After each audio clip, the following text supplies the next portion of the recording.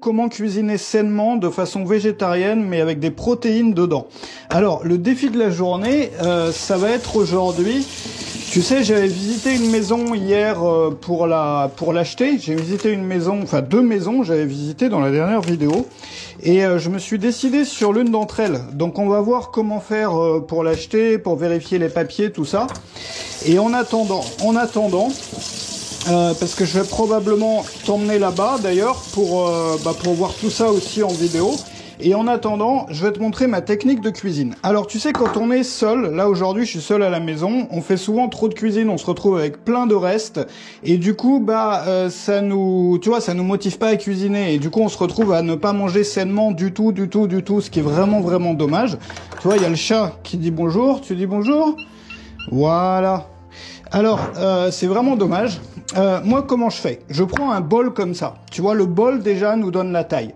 Donc, on prend un bol et les premières choses qu'on va mettre dedans, avant même de les cuire, parce que c'est important de voir, tu vois, la place que ça va prendre pour pas cuisiner trop, on commence par les protéines. Donc, si tu es végétarien ou si tu aimes manger pas mal végétarien, c'est important pour avoir des protéines complètes de mélanger des choses comme du riz, tu vois, ça c'est du riz brun, avec des choses comme des haricots. Ici on a des haricots rouges, on aurait pu mettre aussi, je sais pas, des haricots blancs, on aurait pu mettre, tu vois, comment ça s'appelle, des chickpeas là, tu sais, moi j'oublie les mots, ils sont où? Je sais même pas, j'oublie les mots français, tu vois. Ça on fait le houmous avec, tu vois, j'ai perdu le mot. C'est bête, bon, tu vois, j'oublie vraiment mes mots. Donc tu commences par ça, tu mets, pour avoir des protéines complètes, tu vois, c'est toujours une bonne idée de mélanger un peu de riz avec des choses de type haricot. Voilà, on aurait pu mettre aussi un œuf dur ou n'importe quoi d'autre, bon, ou du poisson. Bref, là on a nos protéines. Donc ensuite ce qu'on va faire, c'est qu'on va rajouter du verre. Donc une fois que tu as tes protéines, tu rajoutes du verre. Tu sais que le verre qui est bon pour la santé, ce qui est le meilleur pour la santé, c'est ce qui est vert foncé, type épinard, etc. Mais moi, j'ai pas mal de restes là dans mon dans mon frigo, donc j'ai un peu de verre comme ça. On va le mettre, tu vois. Moi, je fais toujours ça pour le mettre dans le bol. Voilà, on va mettre ça. On va mettre, il nous reste un petit peu de céleri, tu vois. Pourquoi pas mettre un peu de céleri, mais pas trop, tu vois, parce qu'il faut pas que ça dépasse la taille du bol. On va mettre ça comme ça, voilà, ça nous donne ça pour l'instant. On pourrait mettre aussi, justement, un peu d'épinards. Je dois en avoir encore au congélo qui sont ici. Tu vois, c'est bien pratique, les légumes congelés, quand on cuisine en petite quantité. Tac, t'en mets un, t'en mets 2 peut-être, voilà. Et ensuite, on va rajouter quoi? Tu vois, il nous reste quand même pas mal de place. Il nous reste pas mal de place, je vais rajouter un petit peu de céleri, tac. J'aurais pu mettre un oignon ou un truc. Je vais rajouter un peu de protéines, un peu de haricots, et puis un petit bout de tomate, un petit bout de carottes peut-être. Et tu vois, ce qui est important, c'est que je le maintiens vraiment dans la taille de ce bol, ce qui m'évite d'avoir des restes après, tu vois, parce qu'on cuisine encore une fois souvent beaucoup trop quand on est seul à la maison, et donc du coup, on se retrouve après avec des restes. Donc tu vois, tout ça ne prend que 5 minutes, même beaucoup moins que 5 minutes. Alors effectivement, le riz, tu sais, ça a besoin de cuire beaucoup plus que le riz, les haricots, mais c'est pas grave, on va cuire tout en même temps au cuiseur vapeur qui est ici. Je vais te montrer ça tout à l'heure, parce que ça va aller beaucoup plus vite à la vapeur, et du coup le riz même trop cuit va donner une texture, tu vois, même si on mangeait que du riz, on l'aurait cuit séparément, mais là on n'a pas le temps. Donc ça va donner une texture, tout ça. Voilà. J'aurais pu mettre des lentilles. Moi, j'aime beaucoup utiliser des lentilles aussi pour ça. Voilà. Donc là, on a ça. Et ce qu'on va faire, c'est que on va mettre... moi, j'ai tous mes, tu vois, mes petits épices là, comme ça, qui sont ici. Donc on va mettre un petit peu de sel. Tac. On met un petit peu de sel. On va mettre un petit peu de cumin. Moi, j'aime bien le cumin. Voilà. Tac, comme ça. On va mettre un petit peu de chili pour le piquant. Et on va rajouter de l'eau. Alors, tu vois, l'eau, j'en mets toujours plus. Pourquoi? Parce qu'il y a une partie de l'eau qui va s'évaporer à la vapeur. Donc, je le remplis à ras-bord. Ça me donne ça pour l'instant. J'aurais pu aussi mettre une base. Une base, c'est quoi? Une base, c'est par exemple une sauce tomate, ou tu sais, des tomates concassées, ou ça pourrait être tu vois, du lait de coco, ou quelque chose d'autre. Moi, aujourd'hui, je vais faire simple. Je vais faire sans base. Donc, je le fais comme ça. Et je le mets simplement dans mon cuiseur vapeur. Voilà. Donc, il est dans le cuiseur vapeur. Ce qui est important avec le cuiseur vapeur, notamment si tu as des haricots. Attends, il est où le truc? Voilà.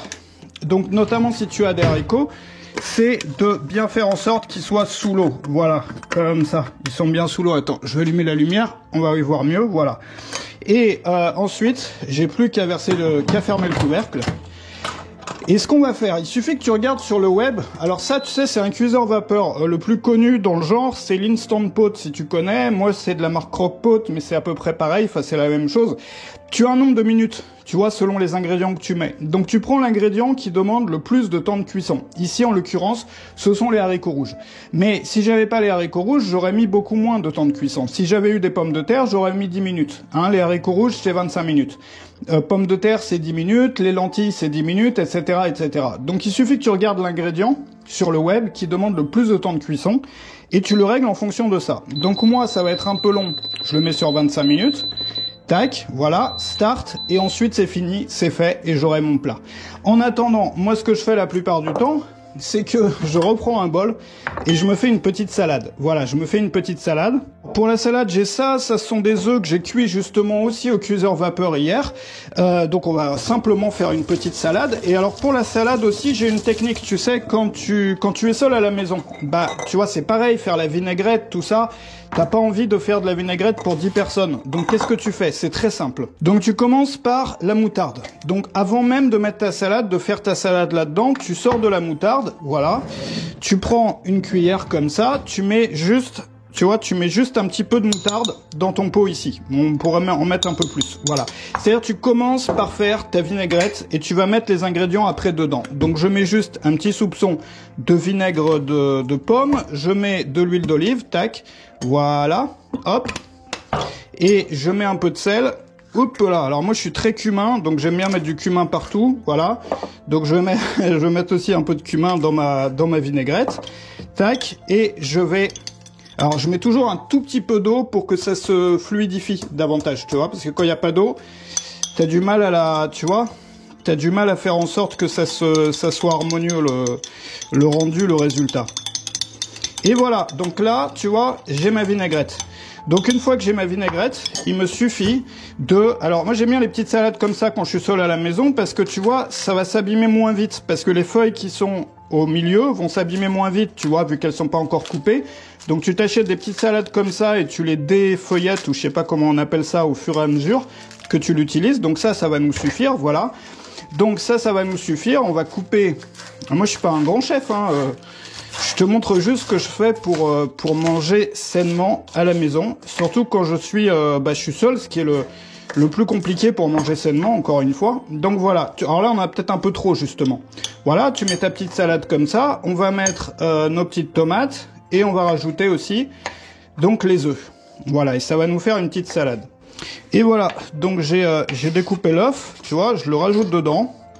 Et ensuite, il va me suffire de mélanger tout ça donc avec la vinaigrette qui est au fond pour avoir donc une jolie salade qui soit prête à consommer en même temps que le plat que je suis en train de faire. Donc c'est ce type de plat vraiment équilibré, on pourrait appeler ça une sorte de soupe ou une sorte de risotto. C'est un mix entre risotto et soupe, surtout si tu as du riz dedans.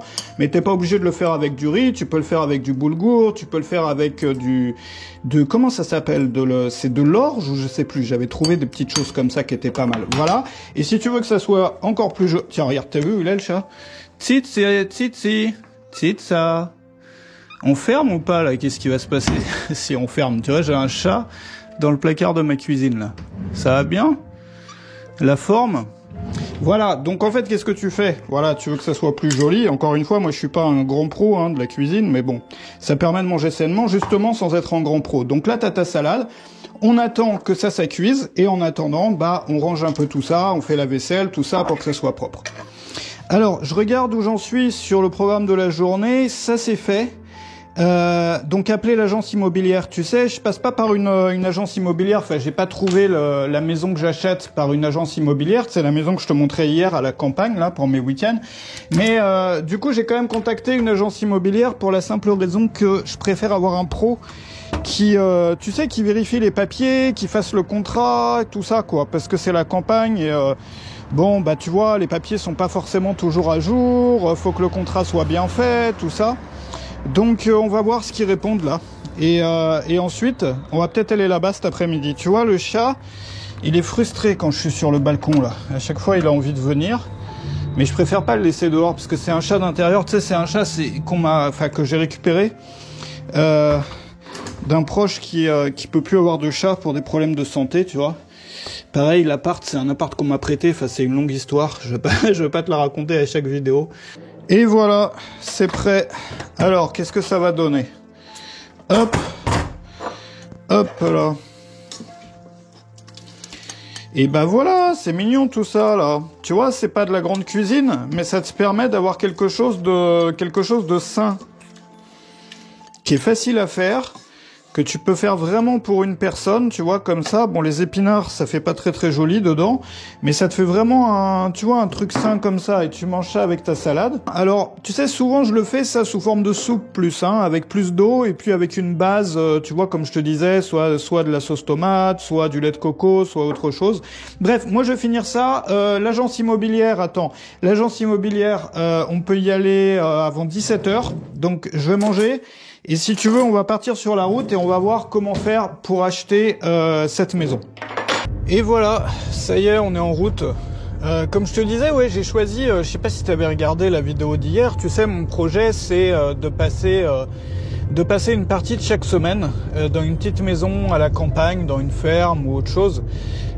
C'était ça à la base mon projet, donc de créer un contraste en fait entre la semaine normale qu'on passe dans la modernité, dans le confort, avec un appartement moderne, enfin avec tout le confort, et puis les week-ends allongés, peut-être 3 jours par semaine, de les passer sans eau courante, sans électricité, donc en faisant du feu, en chauffant son eau, etc. Et puis surtout en étant dans la nature, en étant dans un cadre quand même beaucoup plus vrai, beaucoup plus simple. Et du coup, j'ai visité 2 maisons. J'ai visité 2 maisons dans la vidéo d'hier que tu peux regarder si tu l'avais pas vu. Et puis, bon, je le savais déjà hier. Je le sentais déjà, on va dire, que la 2e maison me plaisait plus. Elle me plaisait plus parce que c'est une maison qui est habitée aujourd'hui. Tu sais, il y a beaucoup des maisons que j'ai vues, à la fois sur les annonces et puis en y allant, qui n'ont pas été habitées depuis 5 ans, 10 ans, donc il y a des ronces, donc il faut faire des rénovations, etc. Parfois ça sent le moisi à l'intérieur, parfois il pleut dans le salon, comme la première que j'avais vue hier. Et la maison là, que je me suis décidé d'acheter du coup, c'est une maison qui est habitée par des gens qui vivent simplement, mais qui vivent bien. Donc c'est propre, c'est entretenu, il n'y a pas de ronces, l'intérieur est extrêmement propre. Et donc du coup je peux prendre leur suite, je peux prendre leur succession si tu veux. Tu vois, je peux m'installer et reprendre la vie qu'ils avaient là-bas déjà, juste en m'installant dès le premier jour. Il suffit peut-être d'installer un peu mes affaires, quoi. Et cette maison-là, donc, elle coûte 11 000 €. Et avec un terrain de 4500 mètres carrés, je crois. Donc il y a un très beau terrain. Et là, je me rends donc dans une ville, un village, enfin c'est pas vrai, entre une ville et un village, c'est une toute petite ville qui se trouve, c'est la petite ville la plus proche, si tu veux, de cette maison-là, pour aller voir une agence immobilière qui puisse faire le contrat, qui puisse faire les papiers, vérifier aussi le cadastre, etc. Et on va voir, ils m'ont dit que je pouvais venir jusqu'à 17h, donc on va voir, on va essayer de rencontrer quelqu'un. Tu sais, moi je crois de plus en plus dans cette idée de polarité en fait, de polarité. Tu sais, regarde dans le courant électrique, il y a 2 pôles, il y a le plus et le négatif, il y a le plus et le moins. Et sans le plus ou sans le moins, ça fonctionnerait pas. Tu vois, les pôles de la Terre, c'est pareil. Mais regarde, des pôles, des polarités, il y en a à peu près dans tout, dans la société, dans l'humanité, si tu veux, avec les femmes d'un côté, les hommes de l'autre, qui créent une harmonie, si tu veux. Donc l'harmonie vient souvent de 2 polarités qui sont opposées. C'est pareil dans l'organisation de nos journées, tu sais, on se sent bien, on se sent serein, on se sent accompli lorsqu'on a une polarité dans ses journées et dans son temps. Tu sais, beaucoup de gens ne cherchent que les plaisirs ou ne cherchent que l'exubérance ou ne cherchent que, tu vois, vivre des expériences hallucinantes, etc. Mais si tu fais ça tout le temps, ou bien le travail, tu vois, c'est pareil, le travail ou le succès, et si tu fais ça tout le temps, tu vas arriver droit au burn-out. Et de la même façon, tu sais, le plaisir, l'exubérance, les excès, etc. Moi, je crois qu'on a tous besoin d'y passer, de passer par là. Je t'en parlais, j'avais fait une vidéo aussi là-dessus, en t'expliquant, moi, mon idée là-dessus, c'est que Tu sais, on a besoin de ça justement peut-être pour être dégoûté de certaines choses, tu vois, desquelles on veut plus forcément dans notre vie. Il faut les faire pour en être dégoûté. Ça sert à rien de se priver si on les a pas faites. Donc si tu veux des excès d'un côté et puis de l'autre côté, des choses plus simples, du repos, de la sérénité, de la tranquillité, de la méditation pour certains. Tu vois, moi je pense vraiment que la vie est faite de deux polarités et que on a tendance, surtout dans la vie moderne aujourd'hui, dans ce qu'on voit aussi sur les réseaux sociaux, sur YouTube, ailleurs, tu vois, à ne courir qu'après l'un des deux pôles, en oubliant complètement que pour être heureux, pour avoir un équilibre dans la vie, pour se sentir accompli, on a besoin de deux pôles opposés. Et moi, c'est ça que je vais chercher là dans cette maison. C'est ça que je vais chercher dans ce projet-là. C'est de retrouver le pôle, la polarité qui me manquait. Tu vois, je ressentais plus l'énergie de la vie, je la ressentais plus assez, si tu veux. Il manquait quelque chose et je me suis rendu compte qu'il manquait l'un des deux pôles et qu'on n'a pas d'électricité, qu'on n'a pas de courant, qu'on n'a pas de... Voilà, il n'y a rien qui vit finalement s'il te manque un des deux pôles. Et on peut réfléchir comme ça aussi pour plein de choses de sa vie. Regarde, s'il y a quelque chose qui va pas aujourd'hui dans ta vie, s'il y a quelque chose, je sais pas, tu ressens un manque, je sais pas, ça va pas en fait dans l'un des aspects de ta vie, que ça soit, je sais pas, n'importe quel aspect de ta vie. Peut-être demande-toi, moi ça m'a fait beaucoup de bien de me demander ça, peut-être demande-toi, peut-être que il me manque l'un des deux pôles. Peut-être que, tu vois, dans ma vie, j'ai juste l'un des deux côtés. J'ai juste un seul des deux extrêmes, si tu veux, des deux pôles qui créent un courant. Et si tu as besoin de rallumer vraiment le courant de ta vie ou de ressentir cette énergie-là, de rallumer l'énergie, de rallumer le courant dans une partie de ta vie, peut-être que ça peut valoir le coup de se demander, est-ce qu'il n'y a pas un pôle qui me manque? Et ce pôle-là, il est simple à trouver, il est facile à trouver parce que souvent, c'est l'inverse opposé de ce qu'on vit aujourd'hui. C'est-à-dire, tu prends ce que tu vis, ça représente l'un des pôles. Et peut-être que ce que tu vis, c'est pas assez riche, c'est pas assez diversifié, il n'y a pas assez de variété dedans, peut-être. Tu vois, on a tous besoin de cette variété. Mais plus que d'une variété modérée, en fait, où tout est moyen, modéré, etc. Peut-être justement aller au fond d'une chose, tu vois, sur l'un des pôles, et aller complètement au fond d'une autre chose sur l'autre pôle. Et tout ça crée une harmonie, tout ça crée un équilibre, et même davantage qu'une harmonie et qu'un équilibre, moi je crois vraiment que ça crée une énergie. Ça crée une énergie, ça crée une oscillation, tu vois, comme ça. Et ça, on l'a pas s'il nous manque l'un des deux pôles. Donc tu vois, juste en se demandant finalement, moi ce que je vis aujourd'hui, si c'était l'un des deux extrêmes et qui me manque aujourd'hui dans ma vie, dans mon existence, l'autre extrême pour créer cette énergie. Et en fait, dès qu'on installe cet autre extrême, on le sent tout de suite, tu vois. L'énergie revient. C'est comme si on ouvrait un robinet, tu vois. Et on sent ce flot, ce flux qui commence à couler. On sent qu'on a trouvé la clé, en fait. On sent qu'on a trouvé le truc. Mais la clé, on l'a pas trouvée dans le deuxième opposé, dans le deuxième pôle, non. La clé, en fait, c'est la symbiose de ces deux pôles. C'est l'énergie qui est créée par la différence de potentiel entre ces deux pôles. Alors moi je suis pas électricien, donc je peux pas rentrer trop dans les détails, tu vois, je te parle de différence de potentiel parce qu'on avait appris ça à l'école, mais on ressent vraiment une énergie quand on a les deux pôles dans sa vie, dans tous les aspects de sa vie en tout cas, en fait. Voilà, quand on a ces deux pôles entre le travail et la vie personnelle, entre la sérénité et l'agitation et le fait de se pousser et de tu vois le fait de faire de l'effort finalement, que ça soit intellectuel ou physique, entre la ville et la campagne, entre une vie sophistiquée et une vie simple, tu vois. On a méprisé trop longtemps les personnes qui vivent une vie simple en fait, en croyant, et je pense que le départ de ce mépris-là, c'est ça, c'est de croire qu'ils méritaient mieux. Tu vois, de dire, voilà, les gens qui ont une vie simple, en fait, il faut leur donner accès à la vie moderne. Oui, c'est bien qu'ils aient le choix. Mais ça ne veut pas forcément dire que la vie non moderne, que la vie simple, finalement, est à rejeter, qu'elle est à rejeter, non. Au contraire. Tu vois, dans l'humanité, comme ça, il y a cet équilibre aussi entre des personnes qui vivent une vie plus simple, des personnes qui vivent une vie plus moderne, mais souvent, on l'a pas choisi. C'est-à-dire que si on l'a choisi quand on a travaillé pour avoir une vie moderne, une vie confortable, mais ce que je veux dire par là, c'est qu'on croit qu'on est déterminé. Tu vois, même une personne qui recherche le succès, elle croit que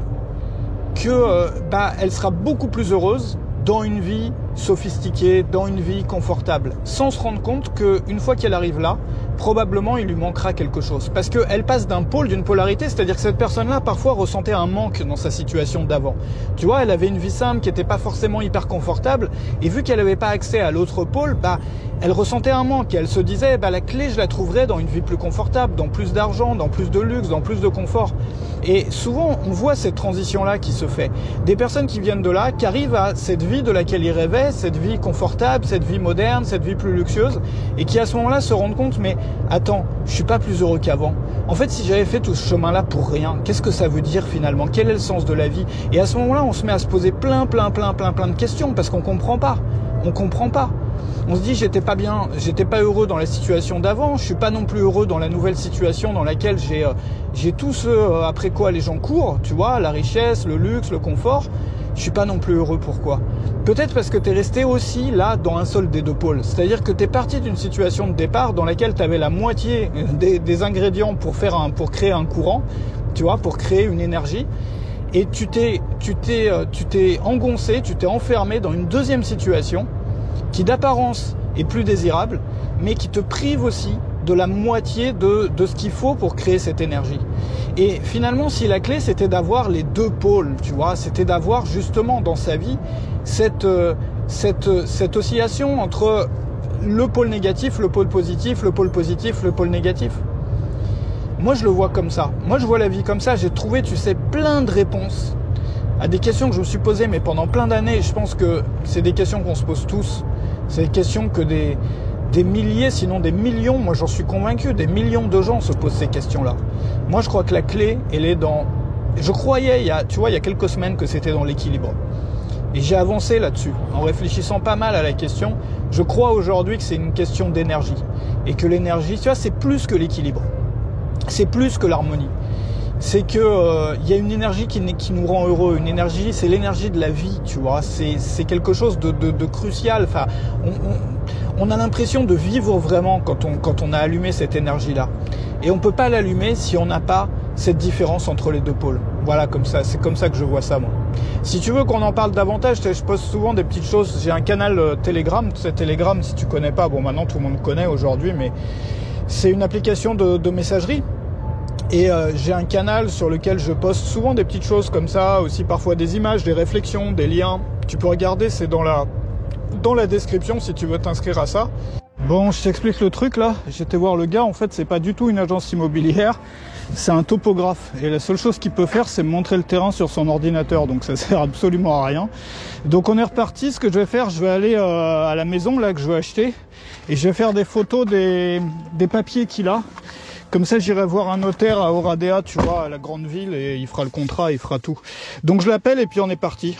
Bon, le gars de la maison, il répond pas non plus au téléphone. Donc du coup, j'ai un peu l'impression d'être venu là pour rien. Donc ce que je vais faire, c'est que je vais aller dans le coin là-bas. Je vais peut-être te montrer un peu tu vois, le paysage, à quoi ça ressemble, tout ça. Et je vais pas me pointer chez eux parce que vu qu'ils répondent pas au téléphone, ils sont peut-être occupés, tu vois, je vais pas me pointer chez les gens comme ça. Là, on est donc à Alejde, qui est une petite ville qui est, tu le vois, à 20 minutes de la maison, où j'ai essayé de voir une agence immobilière. Bon, ce qui est bien, c'est que vu que c'est pas une agence immobilière, ça on le sait, c'est un topographe, mais ce qui est bien, c'est qu'il y a un notaire là. J'ai vu, il y a un notaire sur la place principale.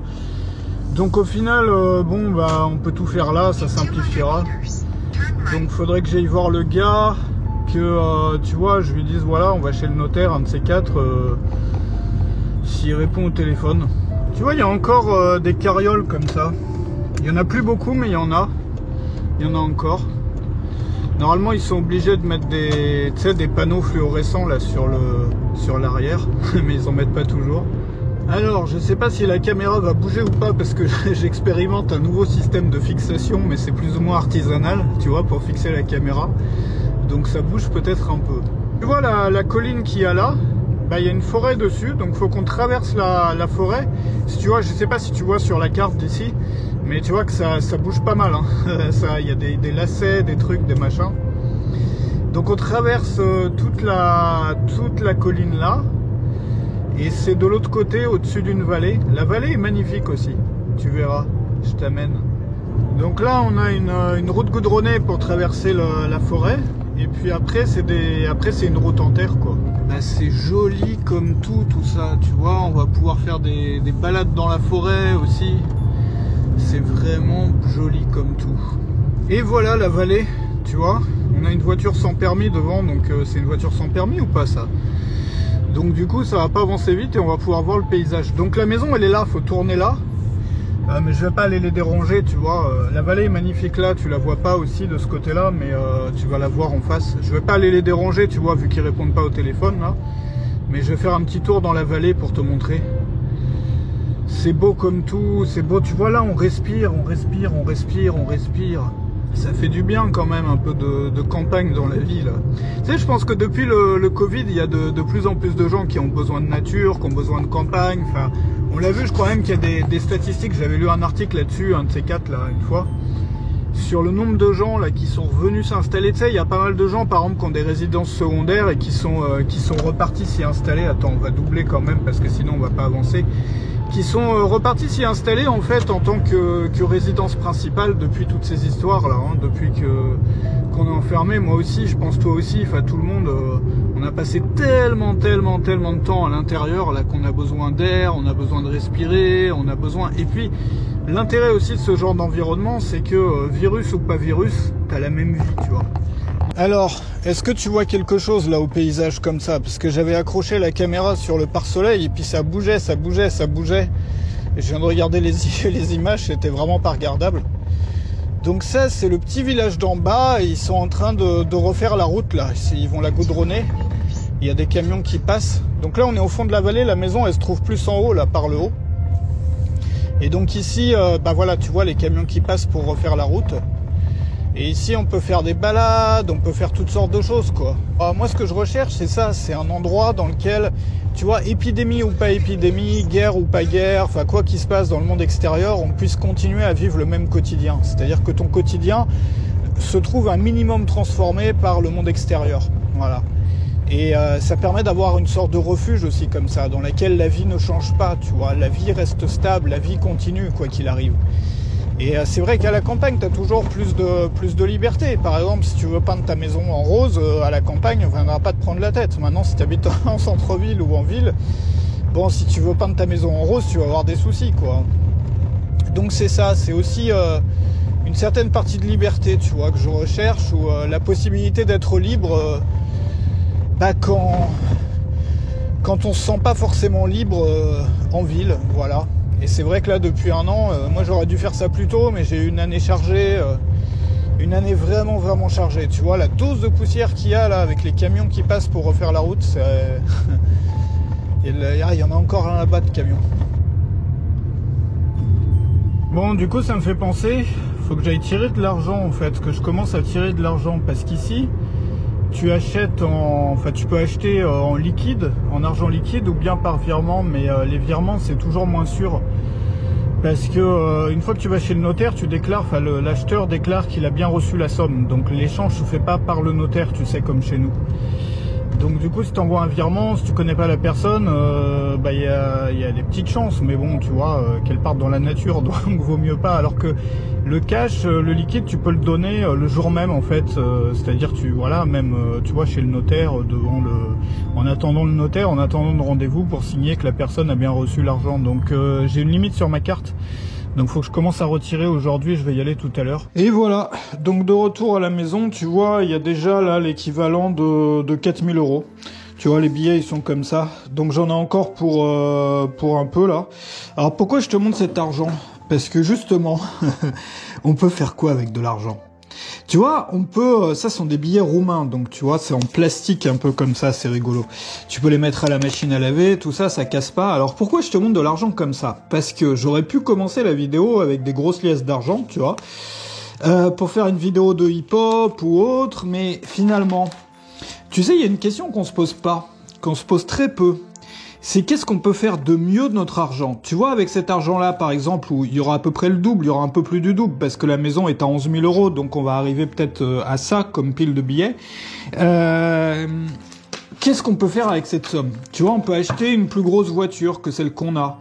On peut, tu vois, quand on réfléchit comme ça aux dépenses qu'on a faites par le passé, on peut acheter, je sais pas, un gros ou un bel ordinateur. Moi, la question que je voudrais te poser, c'est la suivante. Et je pense que ça fait du bien de se la poser de temps en temps. C'est quelle est la chose qu'on peut faire avec une somme définie, par exemple la somme que tu voudrais, enfin je sais pas, une somme qui est disponible, qui peut le plus changer ta vie, mais de manière complètement folle. Quel est le truc le plus complètement dingue, le plus barré que tu puisses faire, non pas en mode n'importe quoi, quelque chose de temporaire, de ponctuel, mais quelque chose vraiment qui change ta vie sur le long terme. Tu vois, avec 11 000 euros, on peut acheter une maison pour vivre une vie simple en Europe de l'Est. Avec 11 000 euros, on peut aussi acheter une voiture plus grosse. Et donc, voilà, ça sert à rien, en fait, facile, d'avoir le plaisir d'avoir une voiture plus grosse ou d'impressionner un peu les voisins. On peut faire des voyages aussi. Enfin, en ce moment, c'est plus difficile. Mais c'est pareil, ça a un impact énorme sur une vie. Moi, les voyages que j'ai faits, ils ont eu un impact, mais gigantesque sur ma vie. Tu sais, j'en parle souvent, ce que j'appelle le choc culturel. C'est quelque chose qui permet, tu vois, le fait d'aller se mettre dans une autre façon de vivre, dans un milieu, tu vois, ou dans un pays, ou dans un endroit tellement différent d'une autre, ça nous ouvre des perspectives, ça nous montre aussi que notre normalité est pas si normale que ça, c'est-à-dire toutes les choses qu'on avait considérées comme normales depuis qu'on était né, elles sont pas finalement si normales que ça, et ça on se rend compte seulement à partir du moment où on fait un choc culturel, c'est-à-dire qu'on se déplace dans un endroit, dans un pays, dans un milieu dans lequel les choses sont très différentes. Qu'est-ce qu'on peut faire? Tu vois, une expérience comme ça peut même valoir le coup d'économiser pour ça. Se demander quelle est la chose la plus folle que je pourrais faire avec 5 000 euros, avec 10 000 euros, qui pourrait changer ma vie, tu vois. Et qui pourrait vraiment la changer sur le long terme, qui pourrait vraiment créer quelque chose de tellement différent finalement. Tu vois, cette simple liasse-là, tu vois, cette bête liasse, tu vois, c'est pas grand-chose finalement. Ça, c'est la moitié d'un rêve. C'est la moitié d'un changement de vie total et complet. Tu vois, quelqu'un qui dépenserait le double. Alors même avec cette liasse-là, on peut changer de vie. Mais ce que je veux te montrer, c'est que, tu vois, c'est la même liasse qui permet de changer de vie que la liasse qui permet d'avoir une voiture un peu plus jolie. C'est la même liasse qui permet de changer de vie que la liasse qui permet d'avoir un appartement avec une pièce de plus ou un peu plus jolie ou un peu plus centrale. Tu vois? Et il faut faire attention de la façon de laquelle on réagit à l'argent ou ce qu'on... Tu vois, la vraie question à se poser, c'est ça, c'est qu'est-ce que ça change à ma vie sur le long terme? Quelle est la chose aussi, alors je vais le ranger quand même, je vais pas laisser ça là, je vais le planquer quelque part. Quelle est la chose la plus folle que je pourrais faire avec une somme définie? La plus dingue, qui permette de transformer ma vie, de la changer. Tu sais, on croit souvent que pour changer de vie, il faut, c'est compliqué, que ça coûte très cher, que c'est un projet à 10 ans, à 20 ans, tu vois. Pour le prix d'une voiture, on peut changer de vie. Pour le prix d'une bagnole, on peut changer de vie. Et même si on n'a pas l'argent nécessaire, on peut vendre une belle bagnole pour en acheter une pourrie et du coup changer de vie avec l'argent qui reste. Pourquoi je le mets là en fait? Non, je voulais le planquer quelque part, tu vois. Ah bah non, ça c'est mon passeport et tout. Donc tu vois, j'ai des trucs comme ça que j'utilise. J'ai tout là-dedans, j'ai le passeport, les papiers, les lunettes, tout ça, j'aime bien. Et j'aime beaucoup les sacs, je referai peut-être une vidéo là-dessus, tu vois, les sacs Eastpak comme ça. Ça m'a sauvé la vie, ça, une fois, parce que tu sais que c'est étanche à l'intérieur. Et ça, c'était une fois en Thaïlande pour Songkran, tu sais, le festival de l'eau, là. Je sais pas si tu connais, en Thaïlande, où ils envoient de l'eau partout. J'avais mon ordinateur, j'avais toute mon électronique là-dedans. Pas dans celui-là, mais dans un modèle équivalent. Et ils nous ont balancé de la flotte dessus. Et je croyais vraiment que c'était terminé, que le truc, j'avais perdu mon ordi, j'avais perdu ma caméra, tout perdu. Et en fait, ça marchait. Voilà, ça marchait parce que l'Eastpak, le sac, avait protégé le matériel. Et c'est la raison pour laquelle je suis tellement reconnaissant à cette marque. Enfin, vraiment, je suis un grand fan de cette marque-là. Par contre, moi, j'aime bien les sacs qui sont simples, tu vois. Les sacs dans lesquels il n'y a pas plein de poches, et au contraire, je rajoute mes poches à moi. C'est-à-dire, tu vois, je rajoute des trucs comme ça, et j'ai mon organisation perso dedans. Voilà, je vais te laisser là-dessus. Je te retrouve pour aujourd'hui, en tout cas, je te retrouve sur Telegram. Donc la messagerie Telegram sur mon canal Telegram. Ça, je vais mettre ça sous le lit, en fait, tu vois. Sur le canal Telegram. Tu vois, il y a les jouets du chat et tout. Le chat, je lui mets des chaises. Alors, c'est un peu le bordel parce que c'est un appartement qu'on m'a prêté. Il y a des affaires aussi qui sont pas à moi. Tu vois, je lui mets des chaises pour qu'il puisse voir le paysage sur la fenêtre. Puis ça, c'est ses jouets. Je vais mettre ça dans le... Tu sais, sous le lit. Ouais, et donc, on peut se retrouver, du coup, sur Telegram. Donc, le lien est dans la description.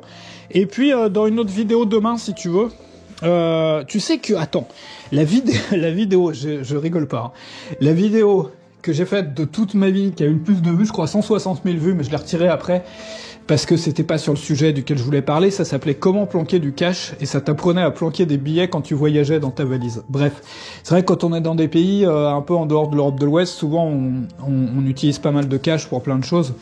Donc voilà, et puis je te retrouve donc sur Telegram, sur la vidéo de demain aussi, sur la vidéo de demain, pareil, sur YouTube, même endroit, même heure. Salut chez toi, merci d'avoir regardé tout ça, j'espère que t'as pu... prendre quelques idées, qu'il y a quelques idées qui ont pu être utiles. Je te retrouve demain, salut chez toi.